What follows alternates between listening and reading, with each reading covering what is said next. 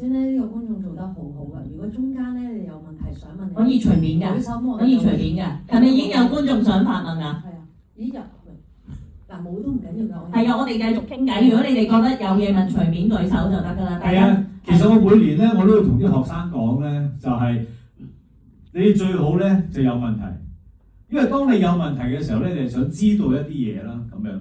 跟住第二樣嘢就係你問我乜嘢都得㗎，因為我可以唔答㗎嘛。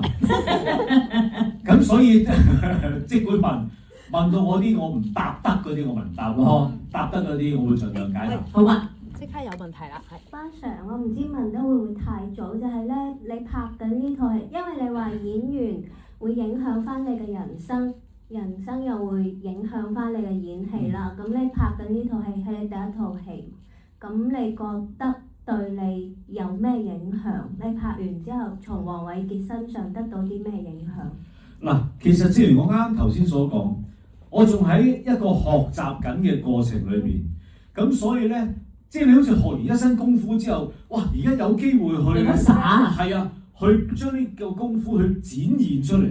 咁所以當時我估計啊，因為你問翻我30幾年前，你問我尋日啲我都未必記得啦。即係我估計，我當時就係咁樣嘅心態，就係哇，好開心有咁樣嘅機會，同埋去試啊！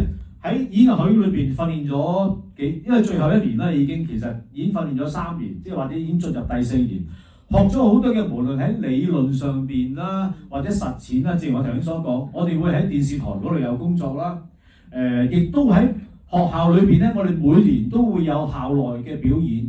但係嗰啲表演咧，唔係話請同學仔嚟啊，或者請阿爸阿媽，跟住帶埋啲姨媽姑姐咁樣嚟，係真係賣飛出去表演嘅。咁所以咧，其實係不停咁樣有好多機會俾我哋去將我哋嘅學到嘅嘢咧去展現出嚟。所以我相信當年嘅陳國邦得到呢個機會咧，就係去不停咁樣試，將自己學到嘅嘢，我點樣將佢擺落去呢個角色嗰度。我諗最大嘅作用、最大嘅影響就係呢一樣嘢。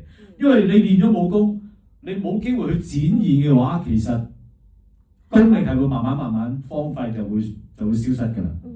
多謝包 Sir。